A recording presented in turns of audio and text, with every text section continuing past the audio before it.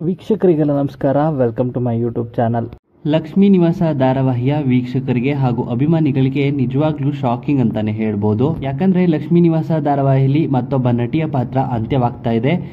ಇನ್ನು ಆ ನಟಿಯ ಪಾತ್ರಕ್ಕೆ ಹೊಸದಾಗಿ ಬರ್ತಿರುವಂತ ನಟಿ ಯಾರು ಅಂತ ಈ ವಿಡಿಯೋ ಮೂಲಕ ತಿಳಿಸ್ತೇನೆ. ಸ್ಕಿಪ್ ಮಾಡದೆ ಕೊನೆವರೆಗೂ ನೋಡಿ. ಮೊದಲನೇದಾಗಿ ಹೇಳಬೇಕು ಅಂದ್ರೆ ಜಿ ಕನ್ನಡ ವಾಹಿನಿಯಲ್ಲಿ ತುಂಬಾನೇ ಜನಪ್ರಿಯತೆನ ಪಡೆದಂತ ಧಾರಾವಾಹಿ ಅಂದ್ರೆ ಲಕ್ಷ್ಮೀ ನಿವಾಸ ಅಂತಾನೆ ಹೇಳ್ಬೋದು. ಕೂಡು ಕುಟುಂಬದ ಕಥೆಯನ್ನ ಹೊಂದಿರುವಂತಹ ಲಕ್ಷ್ಮೀ ನಿವಾಸ ಧಾರಾವಾಹಿ ತುಂಬಾನೇ ಜನಪ್ರಿಯತೆನ ಪಡೆದು TRPಯಲ್ಲೂ ಕೂಡ ನಂಬರ್ 1 ಸ್ಥಾನದಲ್ಲಿದೆ. ಇನ್ನು ಲಕ್ಷ್ಮೀ ನಿವಾಸ ಧಾರಾವಾಹಿಯಲ್ಲಿ ಎಲ್ಲಾ ನಟ ನಟಿಯರು ಕತೆಗೆ ಹೊಂದಿಕೊಂಡಿದ್ದಾರೆ.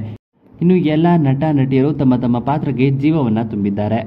ಇನ್ನು ಈ ಸಂದರ್ಭದಲ್ಲಿ ಲಕ್ಷ್ಮೀ ನಿವಾಸದಿಂದ ಒಬ್ಬ ನಟಿ ಹೊರ ಬಂದಿದ್ದಾರೆ. ಹೌದು, ಲಕ್ಷ್ಮೀ ನಿವಾಸದಲ್ಲಿ ತನ್ನ ಪಾತ್ರದಲ್ಲಿ ಕಾಣಿಸಿಕೊಂಡಿದ್ದ ಯುಕ್ತಾ ಗೌಡ ಅವರು ಧಾರಾವಾಹಿಯಿಂದ ಹೊರ ಬಂದಿದ್ದಾರೆ. ತಮ್ಮದೇ ಆದಂತ ವೈಯಕ್ತಿಕ ಕಾರಣಗಳಿಂದ ಧಾರಾವಾಹಿಯಿಂದ ಹೊರ ಬಂದಿದ್ದಾರೆ ಯುಕ್ತಾ ಗೌಡ ಅವರು. ಇನ್ನು ತನ್ನ ಪಾತ್ರದಲ್ಲಿ ಲಕ್ಷ್ಮೀ ನಿವಾಸ ಧಾರಾವಾಹಿಯಲ್ಲಿ ಕಾಣಿಸಿಕೊಳ್ತಾ ಇದ್ರು. ವಿಶ್ವನ ಗೋಳಿಕೊಳ್ತಾ ಕತೆ ಮುಂದುವರಿತಾ ಇತ್ತು.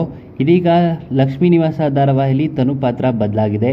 ಇನ್ನು ತನು ಪಾತ್ರದ ನಟನೆಯನ್ನ ನಟಿ ಮಹಾಲಕ್ಷ್ಮಿ ಅವರು ಮುಂದುವರಿಸ್ತಾ ಇದ್ದಾರೆ.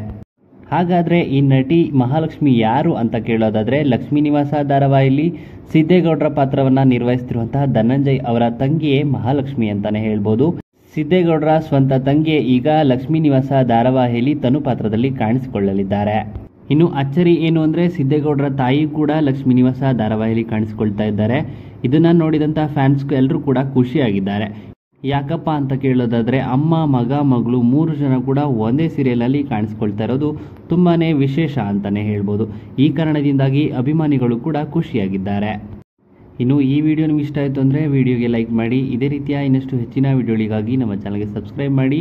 ಹಾಗೆ ತನು ಪಾತ್ರದ ಬದಲಾವಣೆಯ ಬಗ್ಗೆ ನಿಮ್ಮ ಅನಿಸಿಕೆಯನ್ನು ಕಮೆಂಟ್ ಮೂಲಕ ಕಮೆಂಟ್ ಮಾಡಿ ತಿಳಿಸಿ. ಹಾಗೆಯೇ ನೀವು ಕೂಡ ತನು ಅವ್ರನ್ನ ಮಿಸ್ ಮಾಡ್ಕೊಳ್ತೀರಾ ಅನ್ನೋದಾದರೆ, ಮೊದಲನೇ ತನುವೇ ಇರಬೇಕಿತ್ತು ಅಂತ ನಿಮಗೂ ಕೂಡ ಅನಿಸಿದ್ರೆ ನಿಮ್ಮ ಅನಿಸಿಕೆಯನ್ನು ಕಮೆಂಟ್ ಮೂಲಕ ಕಮೆಂಟ್ ಮಾಡಿ ತಿಳಿಸಿ.